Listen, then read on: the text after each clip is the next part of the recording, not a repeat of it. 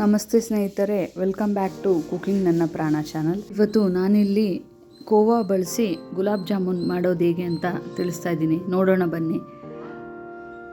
ಮೊದಲಿಗೆ ಕೋವಾ, ಸಪ್ಪೆ ಕೋವಾ ಅಥವಾ ಸ್ವೀಟ್ ಕೋವಾ, ಅದಾದಮೇಲೆ ಸಕ್ಕರೆ, ಫ್ರೀಡಮ್ ರಿಫೈನ್ಡ್ ಸನ್ಫ್ಲವರ್ ಆಯಿಲ್, ನಂತರ ಏಲಕ್ಕಿ ಪುಡಿ, ಅದಾದಮೇಲೆ ನೀರು, ಸಕ್ಕರೆ, ಸಪ್ಪೆ ಕೋವಾ, ಜಾಮೂನ್ ಪ್ಯಾಕೆಟ್, ಎಣ್ಣೆ, ಏಲಕ್ಕಿ ಪುಡಿ, ನೀರು. ಅದಾದಮೇಲೆ ಒಂದು ಪಾತ್ರೆ ತೊಗೊಂಡಿದ್ದೀನಿ. ನಾನು ಹೇಳೋ ಅಳತೆ ಪ್ರಕಾರ ಮಾಡಿದ್ರೆ ಗುಲಾಬ್ ಜಾಮೂನ್ ಕೆಡೋದಿಲ್ಲ, ತುಂಬ ಚೆನ್ನಾಗಿ ಬರುತ್ತೆ. ನಾನಿಲ್ಲಿ 2.5 ಕಪ್ ನೀರು ಹಾಕ್ತಾಯಿದ್ದೀನಿ. ಅದಾದಮೇಲೆ ಅದೇ ಲೋಟದ ಅಳತೆ ಪ್ರಕಾರ 1 ಕಪ್ 1/4 kg ಅಂತ ಅಂದರೆ 4 ಕಪ್ ಸಕ್ಕರೆ ಬಳಸ್ತಾಯಿದ್ದೀನಿ.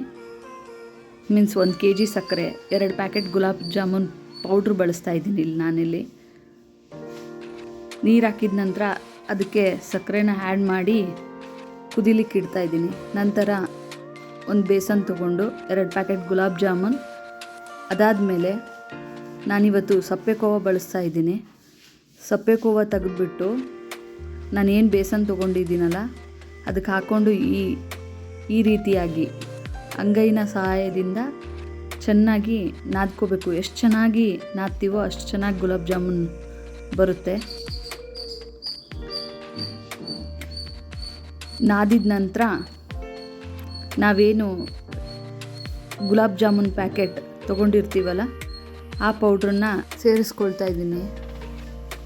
ಸೇರಿಸಿದ ನಂತರ ಕೋವಾ ಜೊತೆಗೆ ಪೌಡ್ರನ್ನ ಗಂಟಿಲ್ದ ರೀತಿ ಚೆನ್ನಾಗಿ ಮಿಕ್ಸ್ ಮಾಡ್ಕೋಬೇಕು. ಮಿಕ್ಸ್ ಮಾಡಿದ ನಂತರ ನಮಗೆ ಎಷ್ಟು ಬೇಕೋ ಅಷ್ಟನ್ನು ನೀರನ್ನು ಹಾಕಿಬಿಟ್ಟು ಕಲಿಸ್ಕೋಬೇಕು.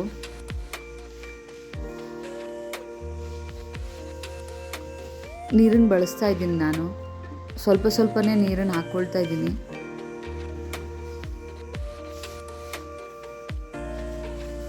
ಕಲಿಸಿದ ನಂತರ ಈ ರೀತಿ ಕನ್ಸಿಸ್ಟೆನ್ಸಿ ಇರಬೇಕು. ಈ ಕಡೆ ನಾವು ಒಲೆ ಮೇಲೆ ಇಟ್ಟಿದ್ದ ಸಕ್ಕರೆ ಪಾಕ ಕುದೀತಾ ಇದೆ. ಅದಕ್ಕೆ 1 ಸ್ಪೂನ್ ಏಲಕ್ಕಿ ಪುಡಿ ಆ್ಯಡ್ ಮಾಡ್ತಾಯಿದ್ದೀನಿ. ಈ ಕಡೆ ಇಟ್ಟು ಒಂದು 5 ನಿಮಿಷ ಬಿಟ್ಟ ಮೇಲೆ ಒಂದು ಸ್ವಲ್ಪ ತುಪ್ಪನ ಕೈಗೆ ಸವರ್ಕೊಂಡು ರೌಂಡ್ ಶೇಪಲ್ಲಿ ಗುಲಾಬ್ ಜಾಮೂನ ನಾನು ತೋರಿಸ್ತಾ ಇದ್ದೀನಲ್ಲ ಪ್ರೆಸ್ ಮಾಡಿಬಿಟ್ಟು ಮಾಡಿದ್ರೆ ಗುಲಾಬ್ ಜಾಮೂನ್ ಒಡೆಯೋದಿಲ್ಲ, ಗಂಟಿರೋದಿಲ್ಲ. ನಿಮಗೆ ಎಷ್ಟು ದೊಡ್ಡದು ಬೇಕೋ ಅಷ್ಟು ದೊಡ್ಡದಾಗಿ ಮಾಡ್ಕೋಬೋದು. ನಾನಿಲ್ಲಿ ಮೀಡಿಯಮ್ ಸೈಜಲ್ಲಿ ಜಾಮೂನ್ ಮಾಡ್ಕೊಳ್ತಾ ಇದ್ದೀನಿ. ಎಣ್ಣೆಲಿ ಹಾಕಿದ ತಕ್ಷಣ ಉಬ್ಬುತ್ತೆ, ಹಾಗಾಗಿ ಮಾಡಿಟ್ಟಿದ್ದೀನಿ.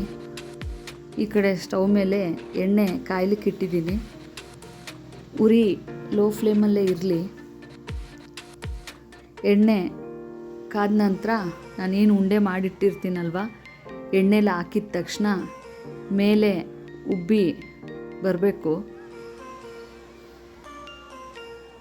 ನೀವು ನೋಡ್ತಿರ್ಬೋದು, ನಾನು ಹಾಕ್ತಾಯಿದ್ದೀನಿ.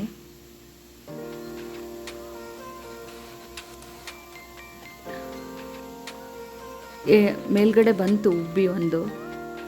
ಅದೇ ರೀತಿಯಾಗಿ ಎಲ್ಲ ಜಾಮೂನ್ ಉಂಡೆಗಳನ್ನ ಕರಿತಾ ಇದ್ದೀನಿ ಎಣ್ಣೆಲಿ. ಕರೆದಾದ್ಮೇಲೆ ಈ ಕಡೆ ಏನು ಸಕ್ಕರೆ ಪಾಕ ರೆಡಿಯಾಗಿರುತ್ತಲ್ವ, ಇದು ಎಲ್ಲನೂ ಗೋಲ್ಡನ್ ಕಲರ್ ಬರೋವರೆಗೂ ಎಣ್ಣೆಲಿ ಬೇಯಿಸ್ಕೊಂಡು